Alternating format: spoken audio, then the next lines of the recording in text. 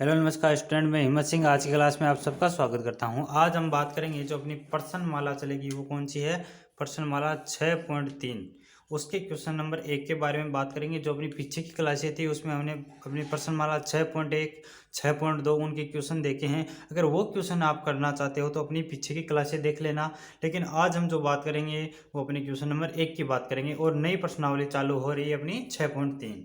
ठीक है, तो देखो पहला प्रश्न क्या है, निम्नलिखित संख्याओं के वर्गमूल। यहाँ पे एक नाम आया है, वो नाम क्या है, वर्गमूल। ठीक है, ध्यान रखना, एक नया नाम आया है आपके सामने, वर्गमूल। तो वर्गमूल क्या होता है, ठीक है।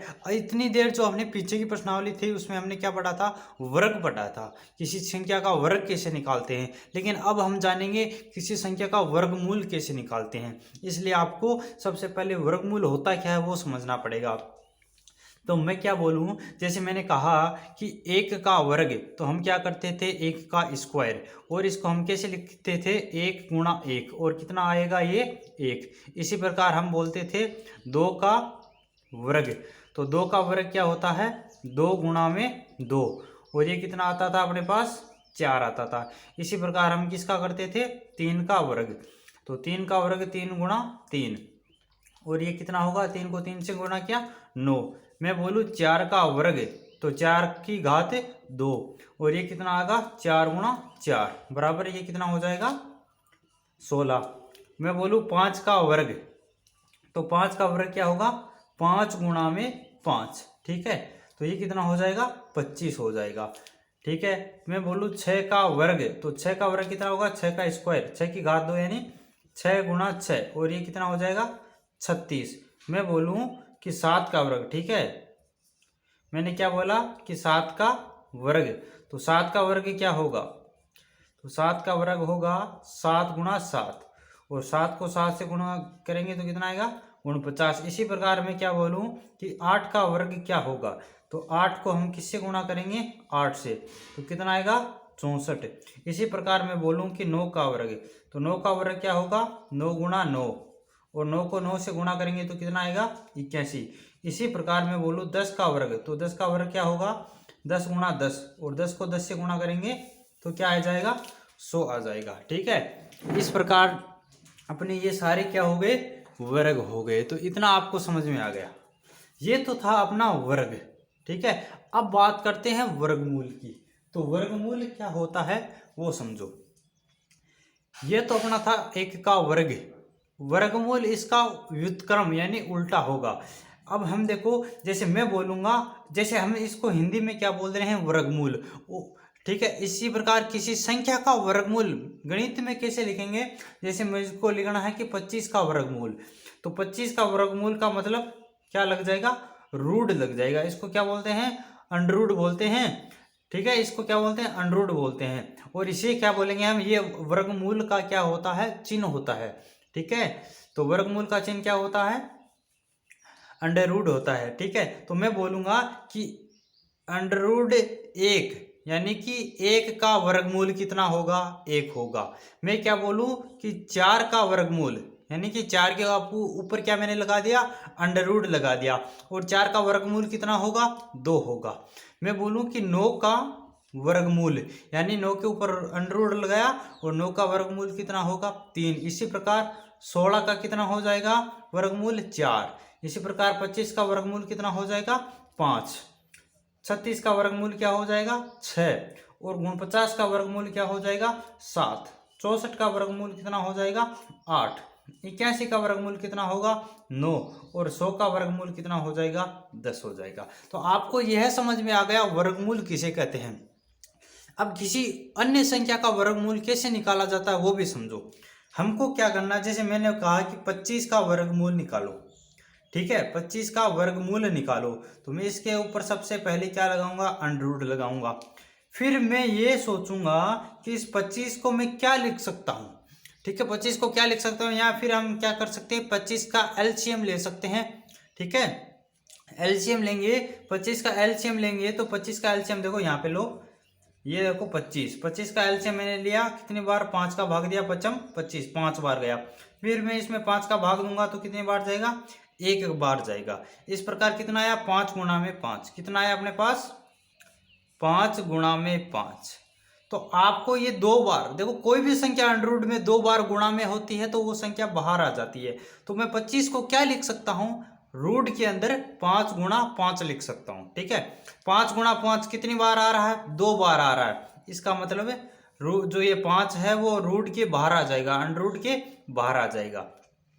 तो यहाँ पे कितना हो गया, 5 हो गया। ठीक है, तो इसका वर्गमूल कितना हो गया, 5। इसी प्रकार मैं बोलूं कि गुण 50 का वर्गमूल क्या होगा, तो गुण 50 का वर्गमूल क्या होगा ये आपको बताना है। ठीक है, तो गुण 50 को मैं क्या लिख सकता हूँ, वो देखो गुण 50 को मैं लिख सकता हूँ 7 गुणा 7 लिख सकता हूँ। एलसीएम लेंगे हम तो इसका 7 गुणा में 7 आएगा। तो 7 7 कितनी बार आ रहा है, 2 बार आ रहा है। तो इसका आंसर गुण 50 का वर्गमूल कितना आ जाएगा, 7 आ जाएगा। तो आप इसका मतलब वर्गमूल समझ गए कि वर्गमूल क्या होगा, ये आपने समझ लिया। ठीक है, तो अपना वर्गमूल आपको समझ में आ गया होगा कि वर्गमूल किसे कहेंगे। तो वर्गमूल समझ में आ गया तो ये क्वेश्चन भी समझ में आ जाएगा। अब देखो क्वेश्चन क्या बोल रहा है कि निम्नलिखित संख्याओं के वर्गमूल ज्ञात करने में, यानी आप इन संख्याओं, आपको कुछ संख्या दी हुई है इस प्रश्न में, इन संख्याओं का आप क्या करोगे, वर्गमूल ज्ञात करोगे तो कोई ना कोई संख्या तो प्राप्त होगी। जैसे मैं बोलूं 25 का वर्गमूल ज्ञात करो, तो 25 का वर्गमूल ज्ञात करोगे तो संख्या कौन सी प्राप्त हो रही है, 5 प्राप्त हो रही है। मैं बोलूं 36 का वर्गमूल ज्ञात करो तो क्या प्राप्त हो रहा है, 6 प्राप्त हो रहा है। इसी प्रकार हम 9801 का वर्गमूल ज्ञात करेंगे तो कोई ना कोई संख्या आपको प्राप्त होगी। ठीक है, कोई ना कोई संख्या प्राप्त होगी। ज्ञात करने में इकाई अंक की क्या संभावना है, तो ज्ञात करेंगे तो कोई ना कोई संख्या आएगी। मैं इसका वर्गमूल निकालूंगा तो कोई ना कोई संख्या तो आएगी XYZ। ठीक है, कोई ना कोई संख्या तो आएगी।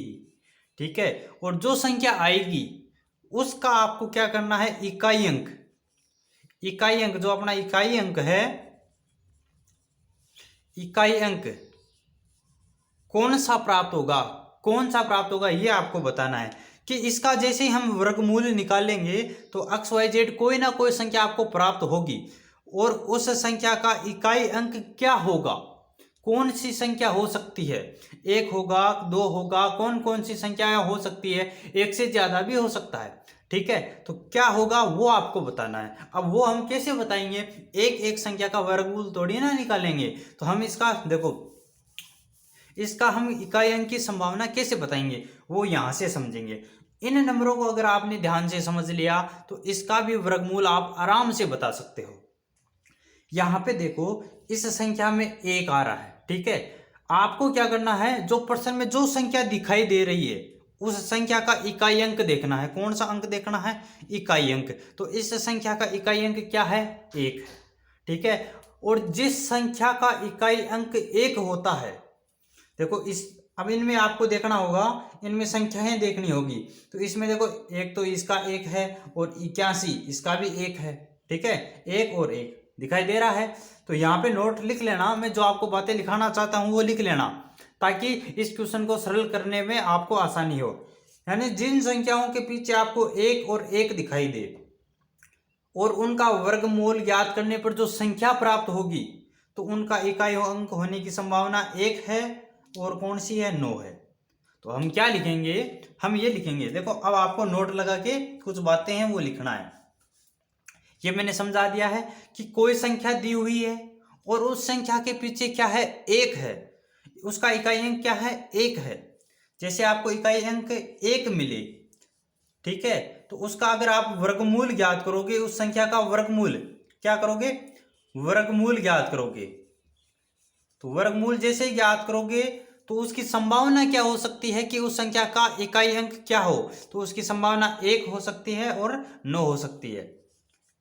ठीक है, तो अब जैसे ही मैं इस संख्या का वर्गमूल ज्ञात करूंगा तो इसकी 2 संभावना हो सकती है कि या तो आपको पीछे 1 प्राप्त हो या क्या प्राप्त हो, 9 प्राप्त हो। समझ गए। इसी प्रकार हम और संख्याओं का देख लेते हैं। देखो 1 के बाद में आपको पीछे कहीं पे 2 दिखाई दे रहा है, नहीं दिखाई दे रहा। अब हमें दिखाई दे रहा है 4। तो जिन संख्याओं के पीछे आपको 4 दिखाई दे, ठीक है, जिन संख्याओं के पीछे आपको 4 दिखाई दे तो उनका वर्गमूल ज्ञात करने पर जो संख्या प्राप्त होगी उसका इकाई अंक की क्या क्या संभावना है। तो देखो एक तो आपको 4 यहाँ पे दिखाई दे रहा है और यहाँ पे भी देखो इकाई अंक 4 दिखाई दे रहा है। तो कौन कौन सी संभावना हो सकती है, एक तो 2 हो सकती है और एक 8 हो सकती है। कौन कौन सी हो सकती है, 2 और 8 हो सकती है, 2 और 8 हो सकती है। अब देख लो 4 के बाद में देखें तो 5 आ रहा है, तो 5 का कोई भी संख्या होगी जिसके लास्ट में जिसका इकाई अंक 5 होगा और उसका आप क्या करोगे, वर्गमूल लोगे। क्या लोगे, वर्गमूल लोगे। ठीक है, क्या लोगे, वर्गमूल। तो उसके इकाई अंक के होने की क्या क्या संभावना है, तो उसके इकाई अंक होने की क्या क्या संभावना है, तो उसकी संभावना है केवल और केवल 5। केवल और केवल क्या है, 5, कि उसके लास्ट में भी आपको 5 मिलेगा। देखो इस 25 में इकाई अंक क्या है, 5, और इसका इकाई अंक भी क्या होगा, आंसर वर्गमूल लिया हमने 5 आया, तो इसका भी क्या होगा, 5। अब मैं आपको इन्हीं, देखो यहाँ पे समझो कि इन्हीं एग्जाम्पल से आपको ये क्यों समझा रहा हूं, क्योंकि इनके अलावा कोई भी संख्या किसी नंबर से नहीं बनती, इन्हीं नंबरों से मिलकर सभी संख्याएं मिलती है, इसलिए मैं आपको इन्हीं का उदाहरण दे रहा हूं। अब देखते हैं जिन संख्याओं के पीछे 6 आए। ठीक है, देखो यहाँ पे 16 में पीछे 6 आ रहा है, 36 में इकाई अंक 6 है और 16 में भी इकाई अंक 6 है। तो जैसे ही आपको कोई संख्या मिले और उसके पीछे क्या मिले, 6 मिले, और उस संख्या का आप वर्गमूल निकालो। जैसे आप उसका वर्गमूल निकालो तो इकाई अंक होने की क्या क्या संभावना है, तो एक तो है 4 और एक क्या है, 6। कौन कौन सी है, 4 और 6 है। ठीक है, अब देखते हैं इसके अलावा 6 के अलावा कौन सा आपके पास, 1 हमने ले लिया, 4 हमने ले लिया, 5 हमने लिया, 6 हमने लिया, 7 इसमें है नहीं, 8 भी नहीं है, बचा कौन सा, 9। 9 बचा है। ठीक है, कौन सा बचा है, 9। तो जिस संख्या के पीछे आपको क्या मिले, 9 मिले, जैसे यहाँ पे 9 है और गुण 50 में भी 9 आ रहा है, तो जिस संख्या के पीछे आपको 9 मिले और उसका आप वर्गमूल लेना चाहो, क्या लोगे, वर्गमूल लोगे। तो वर्गमूल लोगे तो इकाई अंक की क्या क्या संभावना है, तो एक तो है अपना 3 और एक क्या है अपना 7। कौन कौन सा है, 3 और 7। हर एक बचा है लास्ट में कौन सा, इकाई अंक 0। और जिसके पीछे आपको 0 मिले, शून्य मिले, और उस संख्या का आप वर्गमूल लोगे तो उसका भी इकाई अंक आपको हमेशा क्या मिलेगा, 0 ही मिलेगा। तो इस प्रकार अपना जो ये क्वेश्चन है वो क्या हो गया, पूरा समाप्त हो गया। मैंने जो समझाना था इस क्वेश्चन में वो समझा दिया है। अगर किसी ने यहाँ तक नहीं समझा है तो इसको ये क्वेश्चन नहीं समझ में आएगा, और जो डायरेक्ट नकल करने आया है वो यहाँ से देख लो इसका आंसर हम किस प्रकार करेंगे। ठीक है, तो ये चीज है, ये चीज आपको नोट कर लेना है। ठीक है, ये चीज आपको क्या कर लेना है, नोट कर लेना है अपनी नोटबुक में, कि कोई भी संख्या का इकाई अंक आपको 1 मिल जाए तो उसके वर्गमूल निकालने पर जो संख्या प्राप्त होगी उसके इकाई अंक की क्या क्या संभावना, 1 और 9 हो सकती है। और जिसके अंत में जिसका इकाई अंक 4 मिले तो उसका वर्गमूल निकालोगे तो 2 और 8 हो सकती है संभावना। 5 मिले तो उसके इकाई अंक की संभावना 5 हो सकती है। 6 मिले तो उसके इकाई अंक की संभावना 4 और 6 हो सकती है। 9 मिले तो उसके इकाई अंक की संभावना 3 और 7 हो सकती है। और 0 मिले तो उसके वर्गमूल की संभावना क्या हो सकती है, केवल 0 हो सकती है। तो ये नोट करना चाहो तो नोट कर सकते हो। अब चलते हैं हम अपने आंसर की ओर कि इस क्वेश्चन का आंसर किस प्रकार करेंगे।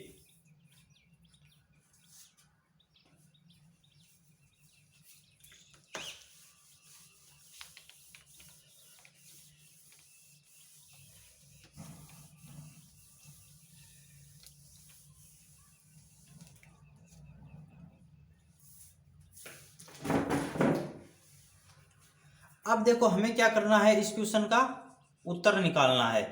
ठीक है, आपको क्या दिया हुआ है कि 9801 यह संख्या दी हुई है और इसका वर्गमूल निकालने पर क्या संभावना हो सकती है वो देखना है। तो सबसे पहले हमारा काम क्या होगा कि उसका इकाई अंक देखें। तो 9801 में इकाई अंक क्या है, इकाई अंक कौन सा अंक है, 1 है। ठीक है। और इकाई अंक 1 है, और जिसका इकाई अंक 1 होता है उसकी कौन कौन सी संभावना हो सकती है, अभी अभी मैंने यहाँ पे बताया है कौन कौन सी हो सकती है, 1 और 9।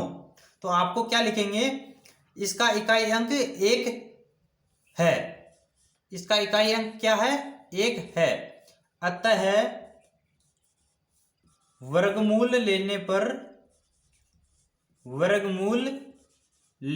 पर इस संख्या का क्या लेंगे, वर्गमूल लेने पर जो भी आपको प्राप्त संख्या होगी, जो भी प्राप्त संख्या होगी उसका इकाई अंक क्या लिखेंगे आगे, उसका इकाई अंक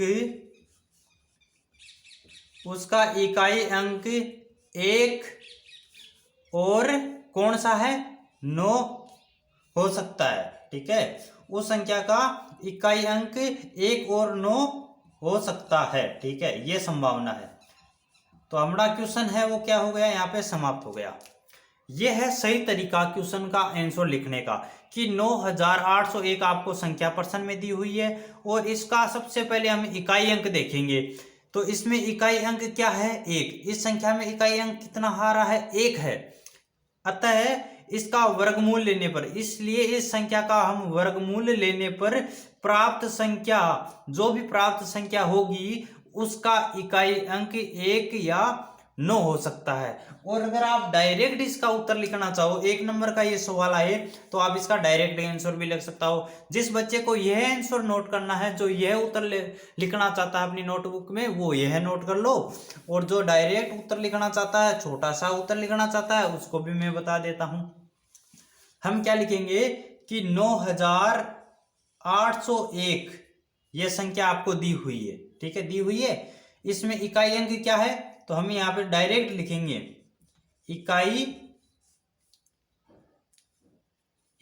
अंक कितना है, 1। इकाई अंक कितना है इसमें, 1।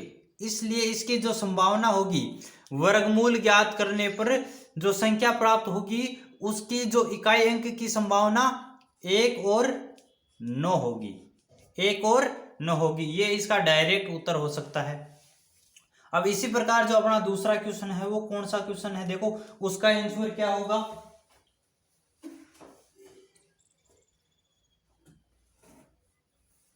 तो अपना दूसरा क्वेश्चन है 99,856।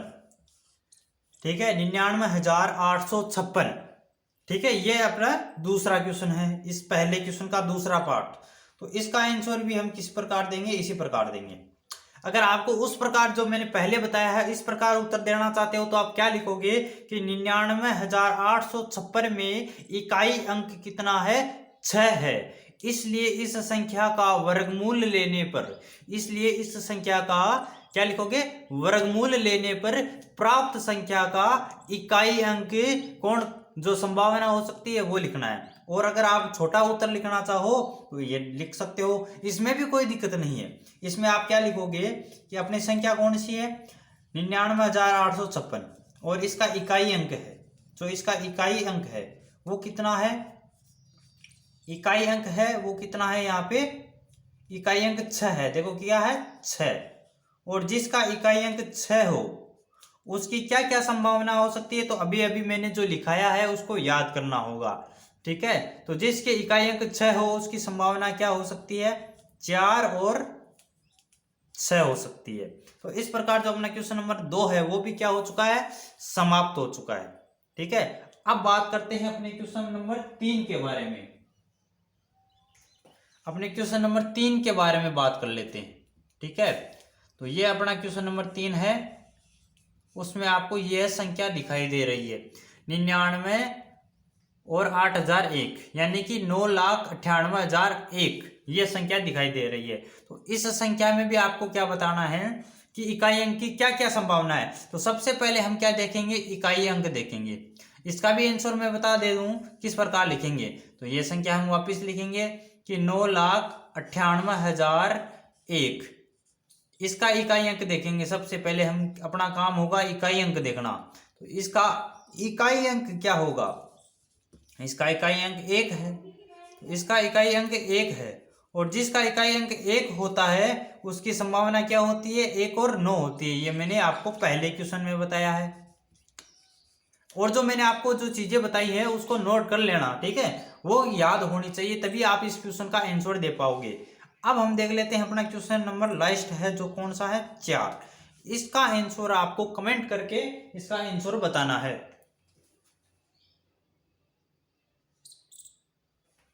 तो लास्ट संख्या अपनी क्या है? 657, 6066 और 025, ठीक है? ये संख्या आपको दिखाई दे रही है। लास्ट क्वेश्चन है उसमें आपको ये संख्या है और इसका वर्गमूल लेने पर इकाई अंक की क्या क्या संभावना है वो आपको बतानी है। तो इकाई, दहाई, सैकड़ा, हजार, 10,000, लाख, 10 लाख, करोड़ और 10 करोड़, ये कितना हो गया? 65 करोड़ 76 लाख 66,025। ये संख्या आपको दिखाई दे रही है। तो इस संख्या का आपको आंसर बताना है। आपको क्या करना है? सबसे पहले मैं बता देता हूं, इकाई अंक कितना है? 5। इस संख्या का सबसे पहले आपको इकाई अंक देखना है। वो इकाई अंक कितना है? 5। और जिस संख्या का इकाई अंक 5 होगा उसकी क्या संभावना होगी वो मैंने आपको बताया है। अभी अभी मैंने यहाँ पे आपको नोट करवाया था, तो आपको वो वापस देखना है। अगर आपने नोट नहीं किया है नोटबुक में तो वापस वीडियो को पीछे करके देख लेना। और अगर आपको समझ में आ जाए तो इस वीडियो को लाइक करना और अपने दोस्तों के साथ शेयर करना।